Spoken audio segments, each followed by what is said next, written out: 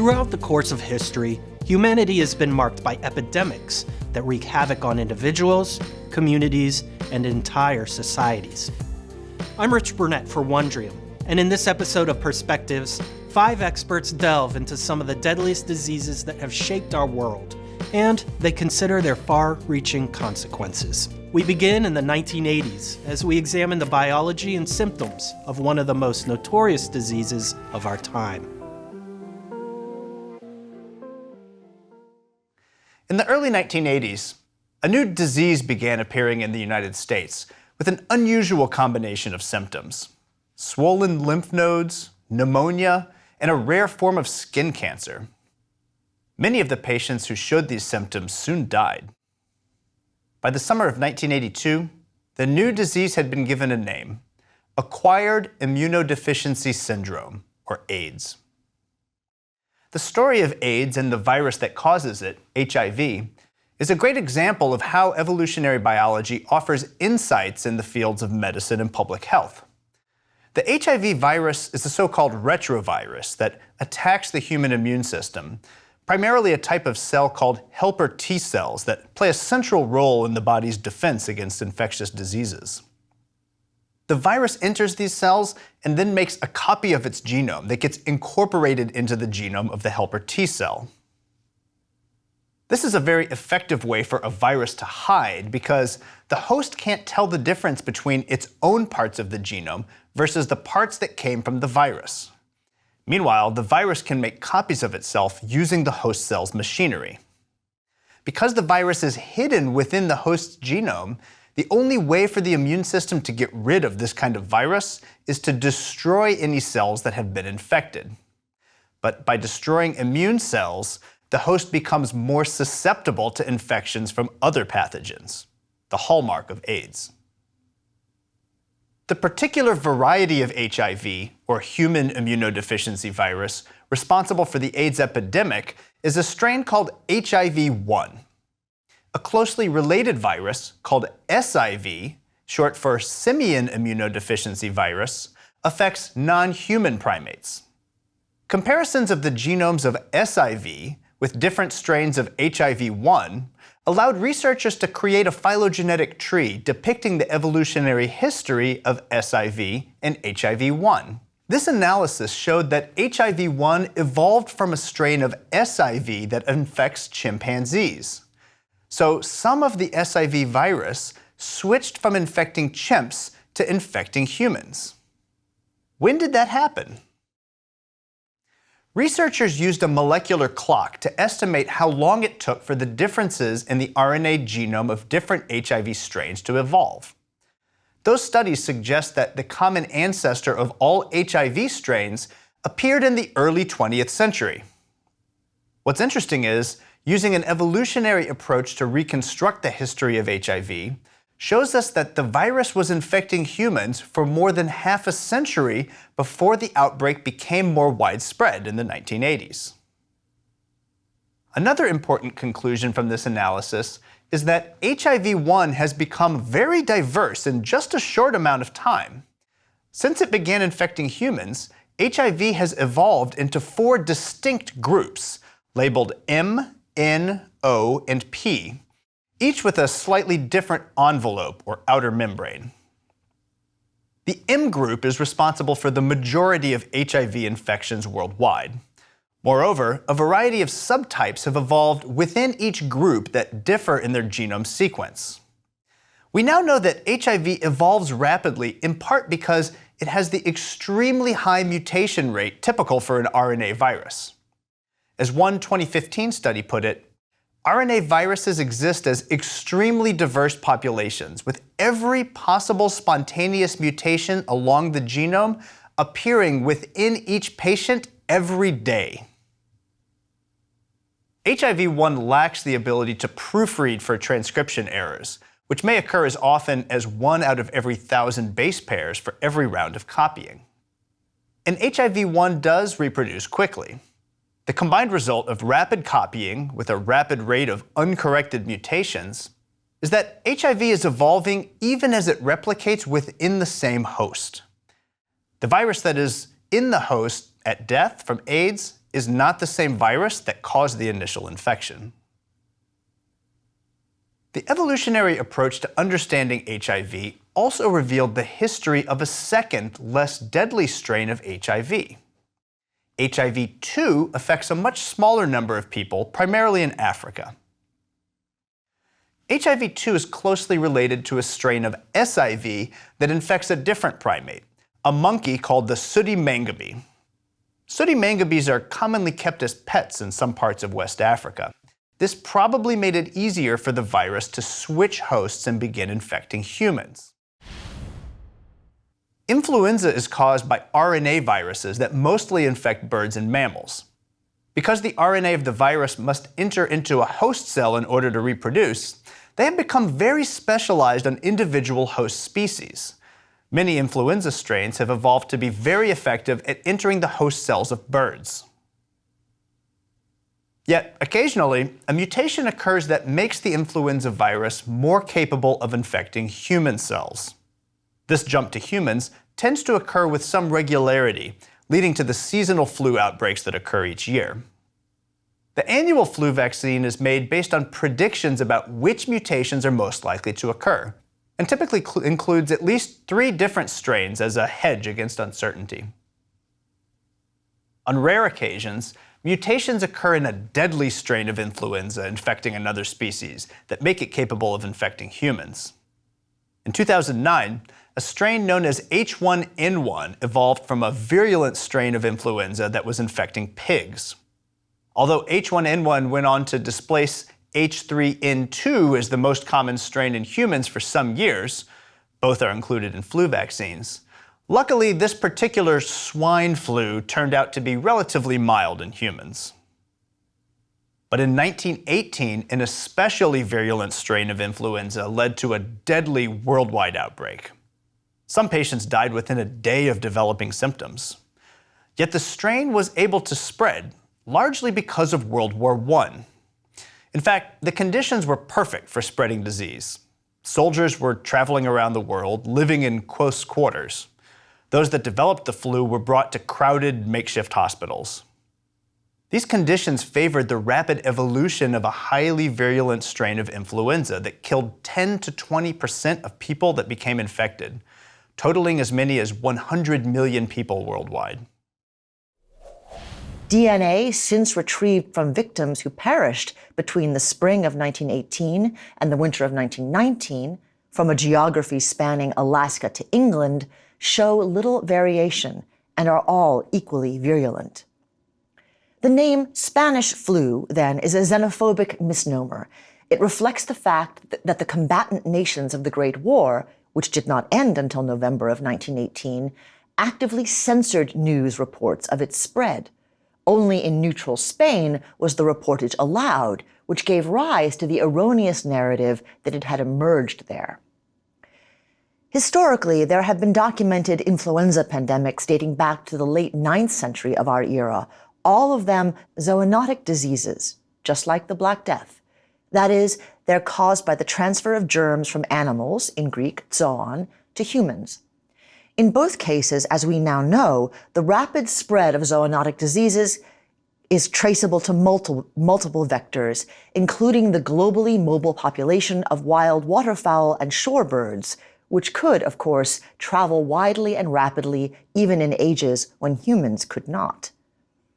Not surprisingly, scientific data shows a marked surge in the truly global scope of influenza just when we would expect it, in 1510, when European colonization of the Americas was devastating indigenous peoples with no immunity to foreign diseases. We then observe a steady increase from there until further marked upticks in the mid-19th century when steamship travel fueled growing global trade and tourism industries, resulting in the pandemic of 1889. Indeed, Morens and Taubenberger found that in 1918-19, mortality disproportionately affected adults in the prime of life, with those aged 20 to 40 dying 3 times more often than their older and younger contemporaries, hence the number of tragically orphaned children.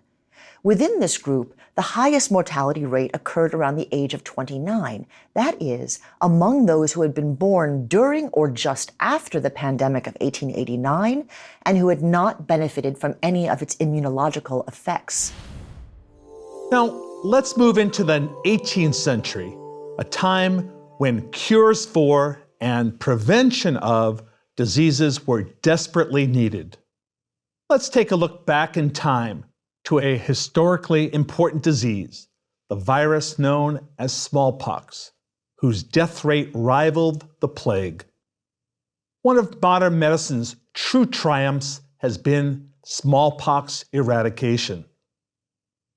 Now, the cause of smallpox is variola virus, which is thought to have evolved from animals in the Central African rainforests thousands of years ago. The virus became established in humans in the Nile River Valley approximately 10,000 years ago. Evidence of smallpox was even found in mummified bodies of the Egyptian pharaohs that dates back 10,000 BC. Later, the disease became widespread in Europe and Asia, killing nearly 500,000 Europeans yearly at the turn of the 19th century, with over 80% of them being children. Now, smallpox enters the body through infectious particles contacting the mucous membranes, or via the respiratory system via inhalation of droplets. From its initial site of invasion, it spreads locally to lymph nodes, then jumps into the bloodstream, where it can invade other major organs. The pox on the skin are the visual clue of the internal disease. Now, later, colonization of the, quote, New World carried smallpox to the Americas. Ironically, it played a major role in the conquest of Mexico and Peru, as well as the European settlement of North America. Many of the indigenous Native American populations whose immune systems had never been exposed to the virus couldn't fight off the disease, and they died. As late as the 20th century, there were millions of worldwide deaths from smallpox. The WHO, or World Health Organization, estimated that as recently as 1967, 15 million people contracted smallpox, and 2 million died of it that year. In order to reduce the risk of smallpox, an ingenious preventive inoculation called variolation was devised as early as the 10th century in Asia. Individuals were deliberately injected with smallpox by blowing dried smallpox scabs into the nose of the individual. These individuals usually contracted a mild form of smallpox, leaving them immune. Only 1 to 2% of these patients died, compared to 30% mortality for others dying from smallpox without the variolation prevention. In 1700, this procedure was being widely used in India, Africa, and the Ottoman Empire, but smallpox was still a serious threat with no treatment. Therefore, developing a more scientific vaccination for prevention was a world healthcare priority. A more traditional type of smallpox immunization was developed in 1796 by English physician Edward Jenner. Even though he was unaware that smallpox was caused by a virus, he discovered that immunity to smallpox could be conveyed by inoculating a person with material from a cowpox lesion, a pox virus from the same family. He called the material, quote, vaccine, from the root word, quote, vacca, which is Latin for cow, and hence the origin of the term vaccination. Now, the vaccine is no longer a cowpox derivative like Jenner's. Instead, it's a live vaccine derived from a similar pox virus, the vaccinia virus.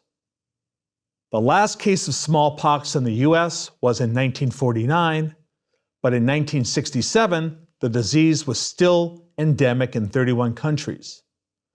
Since the quote incubation period for smallpox is relatively long, 7 to 17 days, and quarantine can be effective in halting transmission, smallpox was a prime candidate for worldwide eradication.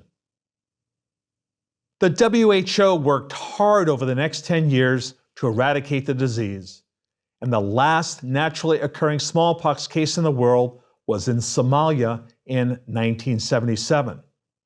In 1980, the world was declared free of smallpox.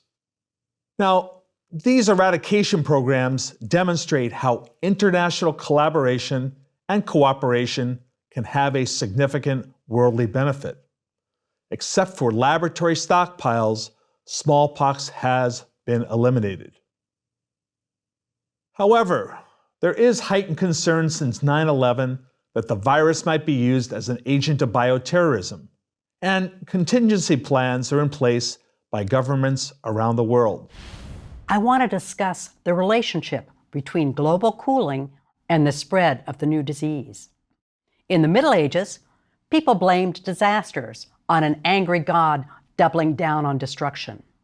Beginning in the 20th century, we have become increasingly aware that human incursion into forests and habitat destruction have led to animal diseases jumping the species barrier and infecting humans. This was true of HIV from primates in the 1980s, Ebola from bats in 2014, and the devastating COVID-19 pandemic from bats that changed our lives beginning in 2020. The climate change that took place in the 14th century also put pressure on animals who had to move to seek food. Bubonic plague is caused by a bacterium, Yersinia pestis, which is a disease of rodents. Manchurian marmots, also called tarbagan marmots, from Central Asia, and black rats, Rattus rattus, originally from Southeast Asia, but ubiquitous in Europe, served as the major vectors of the disease. Fleas from these animals served to spread the Y. pestis to humans.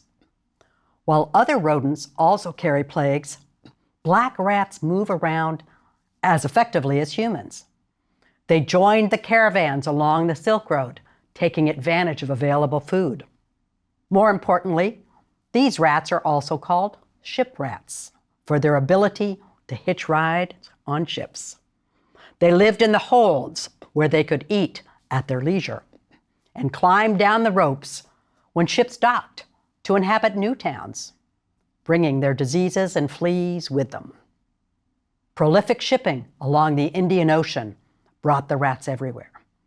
Marmots didn't move around as much, but they carry a particularly deadly form of plague, pneumonic plague, that is spread by aerosol transmission through the air, bypassing the need for fleas. Scholars have struggled to understand how this plague spread rapidly with such deadly results. DNA studies of plague cemeteries confirm the presence of Y. pestis, even if other diseases spread through a weakened population at the same time. What became called the Black Death that killed so many was indeed bubonic plague. What was this disease like? Medieval descriptions of the disease were vivid. Boccaccio, a 14th century observer, described hard, dark lumps called buboes that developed in lymph nodes on the body. Others described bruise-like purplish splotches that appeared on the body. These dark splotches were called God's tokens because once the skin darkened, death was almost certain. Finally, the worst symptoms came from pneumonic plague that was spread through the air. Victims began to cough and spit up blood. Contemporary observers wrote with horror at this virulent form of airborne plague. Breath spread the infection among those speaking together. Victims violently coughed up blood, and after 3 days of incessant vomiting, they died. And with them died not only everyone who talked with them, but also anyone who had acquired or touched or laid hands on their belongings. This coughing plague took between 95 and 100% of their victims. For most people who survived, they were better off after the Black Death than they were before. One group, however, that was definitely not better off was the nobility and or religious institutions that owned a lot of land. So, in other words, those at the very top of society, for the first time in centuries, found themselves at a disadvantage. The rigid three estates model of medieval society, those who fight, the nobles, those who pray, the clergy, and those who work, everyone else, began an accelerated rearrangement and collapse, something that had started already with the development of trade networks, specialization in trades or occupations, and the rise of a merchant class just prior to the outbreak of the Black Death. Indeed, somewhat ironically, it was these very trade networks that would carry that initial seeding of plague throughout the medieval world and allow it to spread so quickly and ferociously. And in turn, plague would accelerate medieval Europe's transition from a rigid hierarchical structure based on service and loyalty to a more market-driven and proto-capitalist economy. In the aftermath of the Black Death, the lords had titles and lands, but were largely cash-poor and desperate for laborers. By contrast, a newly and increasingly wealthy merchant class had cash and goods, but no titles. This is where we start to see marriages happen between the nobility and the wealthier families of the merchant class, which in turn further undermine traditional social structures and hierarchies. So what have we got so far in the long-term aftermath of the plague? We have increased productivity and efficiency in manufacturing and trades, something that seems to be pointing us straight in the direction of eventually the Industrial Revolution. We have an increasingly secular society in which hierarchies might further be flattened and which may have been part of the influence for the Protestant Reformation. We have increased trade and a market-based proto-capitalist economy, which provided greater opportunities and social mobility for members of the lower classes, in addition to many other after effects. We have a labor shortage that similarly provided greater social mobility for those in the lower classes. We have greater resources available to people, which means, as a general rule, the population got healthier. They ate more protein, they drank more good wine and beer, they had plenty of butter. With the surplus of nutrition and other resources, there was more room for artistic and literary expression. Indeed, throughout the medieval world, in the face of so much death and destruction, individuals and institutions stepped up to provide support and care for those who needed it most. With every outbreak that occurred from 1353 to 1720, local governments expanded and refined the social and health services of their communities in order to better combat plague and provide relief and support. We have learned a lot of lessons in the last couple of years, and there are sure to be more to come. And I hope that one of the lessons learned from both the Black Death and COVID-19 was and is that we need to have better safety nets in place. Our medical infrastructure desperately needs an overhaul. A system in which health insurance is directly connected to employment doesn't make any sense when the pandemic causes many people to lose their jobs and thus their insurance at exactly the moment when they need it most. When a crisis like this arises and people are out of work through no fault or choice of their own, the argument for a steady, universal basic income starts to make a whole lot more sense compared to the mad scramble to figure out who needs benefits and welfare the most at any particular moment. More than anything, I think we have learned how interlinked we all are, especially in this truly globalized reality in which we now live. And while it may be the case that our interconnectedness is one of the reasons COVID has spread so far and so fast, it is my hope that this same interconnectedness is going to be what helps humanity ultimately beat this disease as we share information and resources and vaccines and medical treatments with one another. And as I always say, what is most important is that we keep learning and that we do not forget the lessons of the past. Thanks for watching. If you'd like to learn more about the topics in this episode, the full list of series that these clips came from is in the description below. You can watch them all now on Wondrium.